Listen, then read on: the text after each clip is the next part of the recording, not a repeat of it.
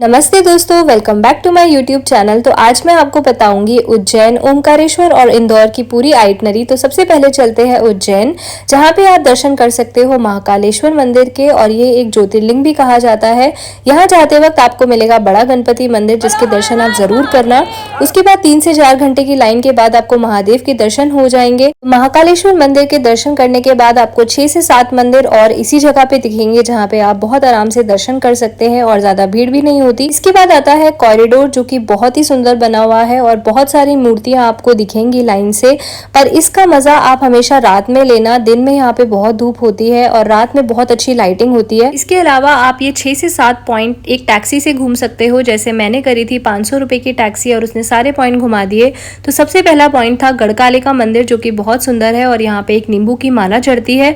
उसके बाद काल भैरव मंदिर जाना बिल्कुल मत भूलिएगा, क्योंकि ये बहुत ही अच्छा मंदिर है। इसके बाद आता है पार्वती मंदिर, जहाँ पे हमने दर्शन किए। सांदीपनी आश्रम, जहाँ पे श्री कृष्ण भगवान ने शिक्षा प्राप्त की थी, और ये भी बहुत सुंदर है। तो ये सब जगह घूमने के बाद आप आरती लेना बिल्कुल मत भूलिएगा, क्योंकि महादेव की आरती यहाँ पे बहुत ही अच्छी और बहुत प्रसिद्ध है। रात में आपको महाकालेश्वर मंदिर में कुछ इस तरीके का नज़ारा देखने को मिलेगा, जहाँ पे कॉरिडोर में हर जगह लाइट्स रहती है और फाउंटेन्स भी चलते हैं। और यही नहीं, ये बहुत ही खूबसूरत लगता है देखने में। तो आप यहाँ पे रात में ज़रूर जाना। रामघाट भी महाकालेश्वर मंदिर के बहुत पास है, तो यहाँ पे भी आप लोग जा सकते हैं और उज्जैन की मार्केट से कर सकते हैं कुछ शॉपिंग। रूम्स भी आपको यहाँ पे 1800 से 2000 के बीच में मिल जाएंगे और खाना भी बहुत अच्छा रहता है। अगला पॉइंट है भरतरी गुफा, जहाँ पे हम पहुँच गए और यहाँ पे 2 गुफा है जिसको आप अंदर जाके देख सकते हैं। पर इसके अंदर बहुत ज़्यादा गर्मी होती है, तो आप 2 मिनट से ज़्यादा यहाँ पे रुक नहीं पाओगे।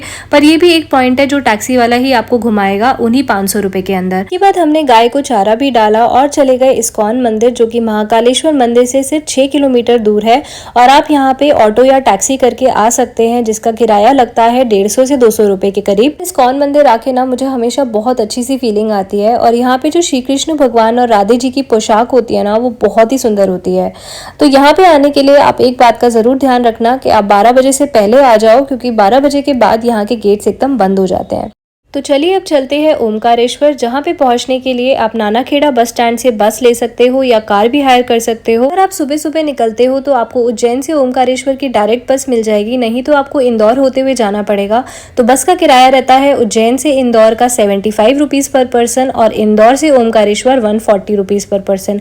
तो हम लोग पहुँच गए ओमकारेश्वर, और जो आप देख रहे हो सामने वो ओमकारेश्वर मंदिर है, जो कि ब्रिज से दिखाई देता है। ओमकारेश्वर को एक ज्योतिर्लिंग भी कहा जाता है, और यहाँ पे घूमने के लिए 2 मंदिर है, ओमकारेश्वर और मामलेश्वर। यहाँ पे आपको 1800 से 2000 के बीच में आराम से रहने को रूम मिल जाएगा, और खाने के लिए भी यहाँ पे बहुत सुविधा है, जिसमें आपको आराम से 100 से 150 रुपए के बीच में खाने की थाली मिल जाएगी। और ओमकारेश्वर मंदिर में जाने के लिए आपको लगते हैं 4 से 5 घंटे। उसके बाद होते हैं आपको नंदी भगवान के दर्शन, और फिर होते हैं ज्योतिर्लिंग के दर्शन। हर हर महादेव करते हुए हम भी लाइन में लग गए और हमारे दर्शन बहुत ही अच्छे से हो गए। उसके बाद हम आ गए इस ब्रिज के ऊपर, जहाँ पे बहुत ही प्यारी लाइटिंग लगी हुई थी, और हमने यहाँ पे करी वॉक। उसके बाद हम चले गए मामलेश्वर मंदिर, जहाँ पे हमारे दर्शन बहुत ही अच्छे से हो गए। और वहीं से आती है गोमुख घाट, जहाँ पे हमने गंगा नदी के किनारे थोड़ा बहुत टाइम व्यतीत किया। रात में यहाँ पे लाइटिंग रहती है, इसलिए बहुत ही सुंदर लगता है। पर सुबह का नजारा भी बहुत अच्छा है, क्योंकि आपको सब कुछ दूर से देखने को मिलता है। ओमकारेश्वर और मामलेश्वर मंदिर घूमने के बाद हम निकल गए सुबह सुबह यहाँ की परिक्रमा करने के लिए, जो कि 7 किलोमीटर की है और लगभग 2 से 3 घंटे लगते हैं। से क्या क्या नारा का डैम है, हाँ, और विष्णु जी का विराट रूप है, हाँ, और ममलेश्वर है लास्ट में। कितना देर लगता है बोट से? ये दीदी 20 मिनट भी लगता है, 25 मिनट भी लगता है। कितना पैसा है? एक सवारी का 150 होता है। अच्छा। अगर आपको पूरी परिक्रमा नहीं करनी तो आप बोट करके एक संगम तक जा सकते हैं, जहाँ पे नर्मदा नदी और कावेरी नदी का संगम है। महादेव का नाम लेते हुए मैंने अपनी परिक्रमा शुरू कर दी, और सबसे पहले मुझे दिखा केदारेश्वर टेम्पल। उसके बाद मैंने देखे बहुत सारे लंगूर जो कि अपना खाना खा रहे थे, और मेरे को बहुत ही अच्छा लगा इनको देख के। और आज तक यार मैंने इतने पास से गिलहरी कभी नहीं देखी थी खाना खाते हुए, तो मैंने वो भी देखी। और उसके बाद आया मुक्तेश्वर मंदिर, जहाँ पे चने की दाल चढ़ाई जाती है। ये भी आपको परिक्रमा में ही दिखेगा, जहाँ पे संगम भी है कावेरी और नर्मदा नदी का, और यहाँ पे बोट भी आती है, तो आप दोनों दर्शन कर सकते हो। आपने संगम भी देखा और मुक्तेश्वर का मंदिर भी देखा। परिक्रमा करते हुए हमें आगे जाके दिखा एक बहुत ही खूबसूरत शिव जी का मंदिर, जहाँ हमने दर्शन किए और दिखे लेटे हुए हनुमान जो कि बहुत ही सुंदर लग रहे थे। इसके बाद एक और शिव जी का मंदिर आया और फाइनली हमारी परिक्रमा में सिर्फ 1 किलोमीटर बचा था। थोड़ा सा टफ है परिक्रमा करना, ज़्यादा अच्छा ये रहेगा कि आप सुबह के 6 बजे या अर्ली मॉर्निंग करो जब धूप नहीं होती, या रात में करो। तो 2.5 घंटे में हमने पूरी 7 किलोमीटर की परिक्रमा कर ली और उसके बाद हम पहुंच गए ओमकारेश्वर मंदिर। फिर हम गए मार्केट में जहाँ पे हमने एक त्रिशूल खरीदा। तो ये थी सारी प्लेसेस ओमकारेश्वर में जहाँ पे हमने घूमा, और इसके बाद हम चले गए इंदौर, वो भी एक वॉल्वो बस से जिसकी टिकट थी सिर्फ 250 रुपए की।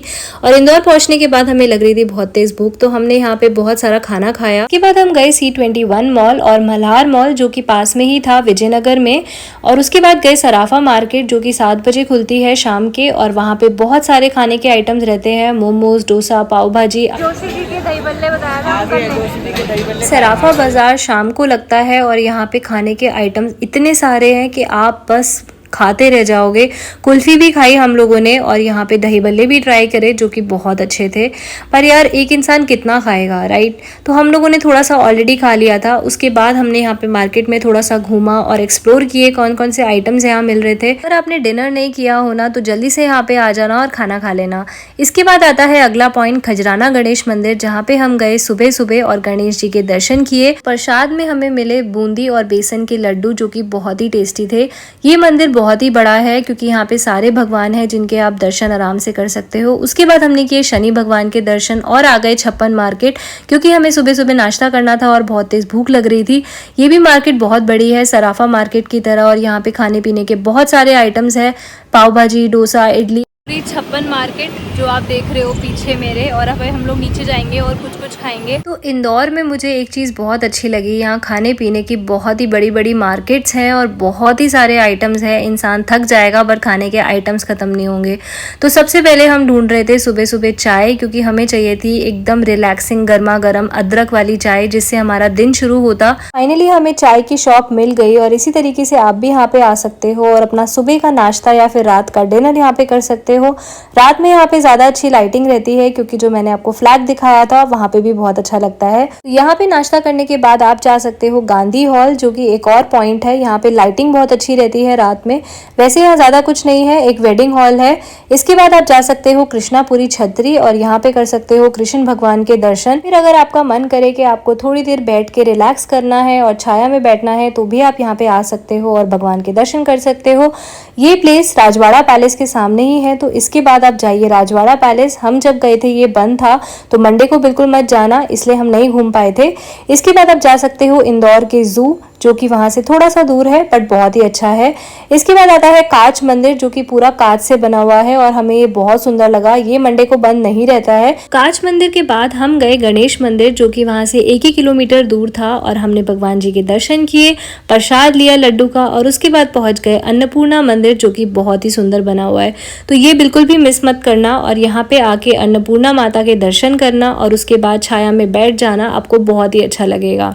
इसके बाद हम गए लाल बाग पैलेस, पर हम पहुंच गए थे लाल बाग गार्डन्स, क्योंकि पैलेस तो बंद था मंडे को, तो मंडे को बिल्कुल मत जाना। हमने बाहर से ही देखा, और उसके बाद हम चले गए ट्रेजर आइलैंड मॉल, जो कि रेलवे स्टेशन से सिर्फ 1 किलोमीटर दूर था। तो अगर आपकी ट्रेन का टाइम हो गया है और आपको थोड़ी देर रिलैक्स करना है तो आप ट्रेजर आइलैंड मॉल आ सकते हो, या फिर आप फीनिक्स मॉल जा सकते हो अगर आपके पास बहुत सारा टाइम है। तो ये सिटी से थोड़ा सा बाहर है और बाईपास की साइड पे है। यहाँ से रात में ऑटो या टैक्सी मिलने में आपको दिक्कत हो सकती है 9 बजे के बाद, तो या तो आप ओला या उबर कर लेना या फिर जल्दी टाइम से घर चले जाना। ये मॉल बहुत ही सुंदर है, फाउंटेन्स भी लगे हुए हैं बाहर की तरफ, और अंदर से भी बहुत ज्यादा सुंदर है, और सारे ब्रांड्स हैं यहाँ पे आपकी शॉपिंग करने के लिए। इंदौर जंक्शन से फीनिक्स मॉल 10 किलोमीटर दूर है, और यहाँ आने के लिए लगते हैं 200 रुपये। तो इससे ज्यादा आप ऑटो को या फिर ओला उबर को बिल्कुल भी मत देना, और यहाँ पे आराम से घूमना। तो ये सारे पॉइंट्स थे इंदौर के, जो कि मैंने आपको अच्छे से दिखाए। आई रियली होप आप सबको ये वीडियो अच्छी लगी होगी। Thank you so much for watching. Bye bye. I will see you guys in my next video.